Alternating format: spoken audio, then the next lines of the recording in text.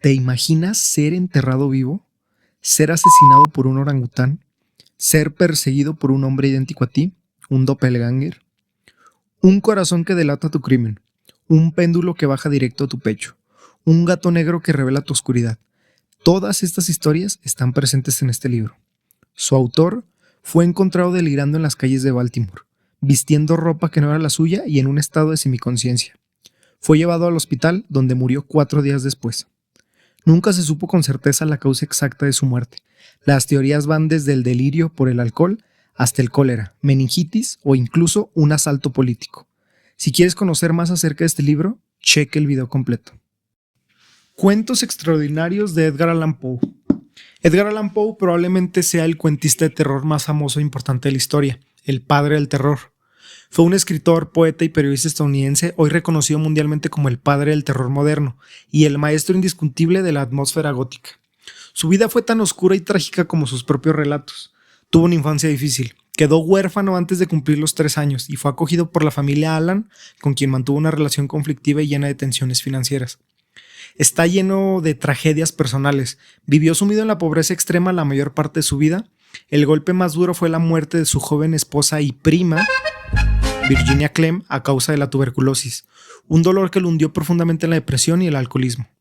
Su éxito llegó en 1845, alcanzando la fama internacional instantánea con la publicación del célebre poema El Cuervo, aunque irónicamente le pagaron una miseria por él y siguió viviendo al día. Dejó su legado en la literatura. Poe no solo escribía historias para asustar, él revolucionó la forma de narrar gracias a pilares. El terror psicológico sacó el miedo de los típicos castillos embrujados y lo metió directo a la mente humana, explorando la culpa, la obsesión y la locura.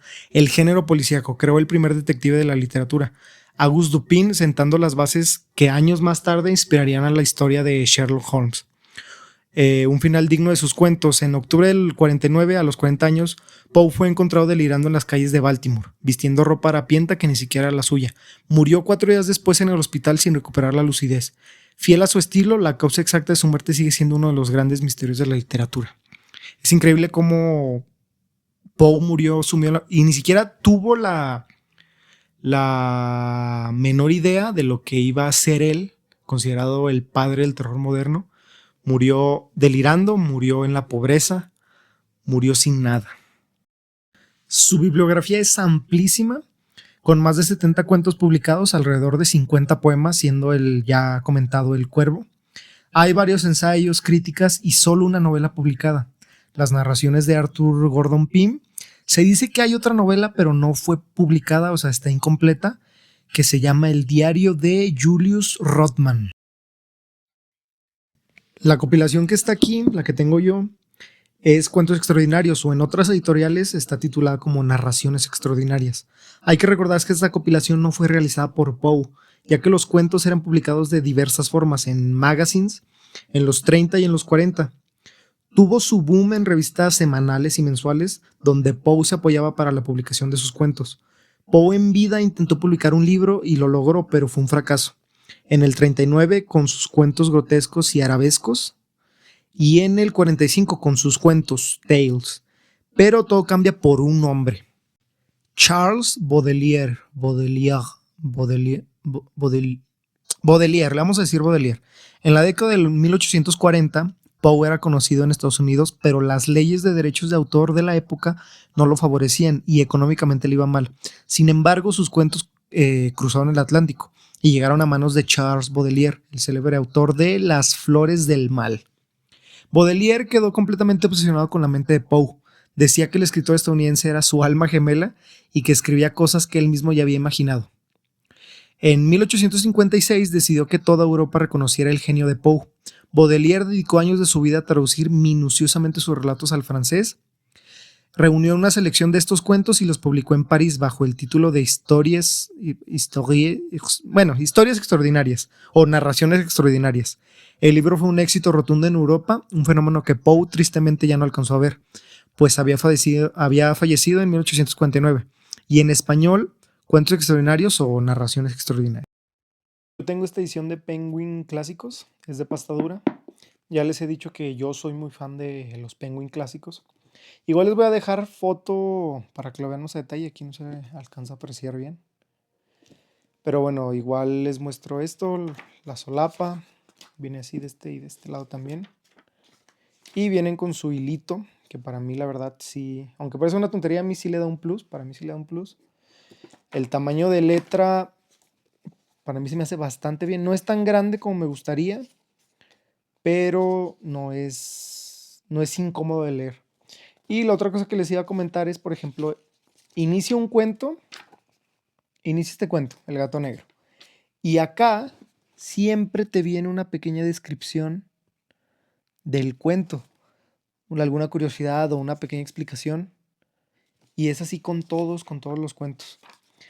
Entonces sí, es una edición trabajada. Miren, por ejemplo, esto también en todos te viene así. Lo último que les iba a comentar es sobre la traducción. Generalmente se busca mucho la traducción de Cortázar. En esta edición te viene la de Julio Gómez Serna. Bueno, Julio Gómez Serna aportó la elegancia clásica y un vocabulario riquísimo. Era un titán de la traducción. Es hermano del famoso escritor Ramón Gómez Serna. Diego Navarro sumó el rigor técnico y lingüístico. Como filólogo experto en literatura anglosajona, se aseguró de que los razonamientos lógicos y tecnicismos de Poe no perdieran precisión. Y Fernando Gutiérrez le dio el alma lírica. Al ser poeta, dominaba la musicalidad y la sensibilidad necesaria para transmitir la atmósfera gótica y lúgubre del autor. Como les digo, yo he tenido otras ediciones, nada más que no de esta. Bueno, sí he tenido otra, pero no de un buen traductor, pues. He tenido las ediciones de Julio Cortázar, pero leyendo estas, pues yo no vi una diferencia abismal con las de Cortázar. No eran cuentos extraordinarios o narraciones extraordinarias, eran los cuentos completos. Pero para mí, pues bastante buena la traducción, la verdad. ¿Qué otras ediciones recomiendo? Miren, yo he tenido varios libros de Poe, pero como tal de narraciones extraordinarias he tenido la compilación de Páginas de Espuma. No es narraciones extraordinarias. He tenido compilaciones de Poe. He tenido Páginas de Espuma, he tenido la de Daza, que son muy bonitas y muy buenas, la verdad. Esas sí son traducidas por Cortázar, como les había dicho. Son ediciones de obras completas o compilación de sus textos, etc. Entonces, Páginas de Espuma y Daza. La única edición que yo he tenido de cuentos extraordinarios es de Alma Clásicos Ilustrados, que sería esta, les voy a dejar imágenes, que físicamente sí es muy bonita, pero al momento de investigar me di cuenta que la verdad no es tan buena la traducción. La recomendaría físicamente, sí es muy estética, pero en traducciones, por lo que yo pude investigar, la verdad cero recomendada. Estuve investigando y realmente no encuentro una edición para recomendarles de esto, de narraciones extraordinarias o cuentos extraordinarios. Obviamente si encuentran una de Alianza, de Penguin, de Valdemar, de Austral, pues ahí sí les podría recomendar esa parte. Aunque no he visto una, he visto de otras editoriales, pero la verdad no me convence por la traducción. Obviamente les recomiendo totalmente esta. Les voy a dejar una imagen del índice, igual les voy a dar una pequeña descripción de cada cuento. Manuscrito hallado en una botella. Un marinero atrapado en un barco fantasma que navega directo a un abismo del que nadie regresa. Berenice, un hombre tan obsesionado con la sonrisa de su prima muerta que es capaz de desenterrarla para arrancarle los dientes. Ligeia, el cadáver de una mujer que regresa de la muerte tomando posesión del cuerpo de la nueva esposa de su marido. El hundimiento de la casa Usher, una mansión maldita en donde una hermana enterrada viva regresa de la tumba para cobrar venganza. William Wilson, un hombre perseguido toda su vida por un doble idéntico a él que sabotea cada uno de sus oscuros planes. El hombre de la multitud, un misterioso anciano que camina sin parar por la ciudad porque es incapaz de quedarse a solas con su conciencia. Los crímenes de la Rue Morgue, un sangriento doble asesinato en un cuarto cerrado por dentro donde el asesino no es un ser humano. El descenso dentro del Maelstrom, unos pescadores tragados por un remolino más gigantesco, violento y letal del océano. El retrato ovalado, un pintor tan obsesionado con su obra que le va robando la vida a su esposa con cada pincelada. La máscara de la muerte roja, un príncipe que se encierra a festejar en su castillo mientras el mundo muere afuera sin saber que el invitado de honor es la misma peste. El pozo y el péndulo, despertar en una celda oscura con una navaja gigante que baja milímetro a milímetro directo a tu pecho. El corazón delator, cometer el asesinato perfecto pero terminar confesando porque juras escuchar los latidos del cadáver bajo el suelo. El escarabajo de oro, un hombre que roza la locura para descifrar un mensaje oculto que lo llevará a un tesoro pirata. El gato negro, Un tipo que destruye su vida por el alcohol y cuyo peor crimen es delatado por un aullido de un gato atrapado en la pared. El enterramiento prematuro. El terror absoluto de despertar atrapado en la oscuridad total de un ataúd porque te enterraron por error. La carta robada. Un misterio político donde el secreto mejor guardado está escondido en el lugar más ridículo, a la vista de todos. El demonio de la perversidad. Ese impulso autodestructivo que te obliga a hacer lo que no debes, llevándote a confesar tu propio crimen. El caso del señor Valdemar, un experimento donde hipnotizan a un hombre moribundo, logrando que hable desde el más allá mientras su cuerpo ya se pudre. El barril del amontillado, llevar a tu enemigo borracho a lo profundo de unas catacumbas, con la excusa de probar un vino solo para encadenarlo y emparedarlo vivo.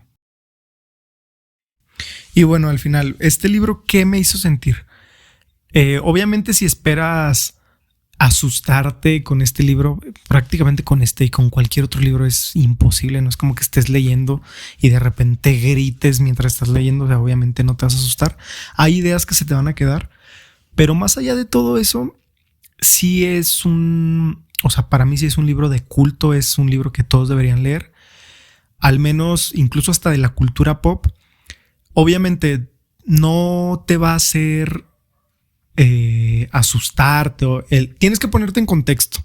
El terror en esa época era muy diferente ahora, pero sí es bastante interesante ver cómo un libro de esa época te cambia o muchas ideas se van reciclando en ese sentido.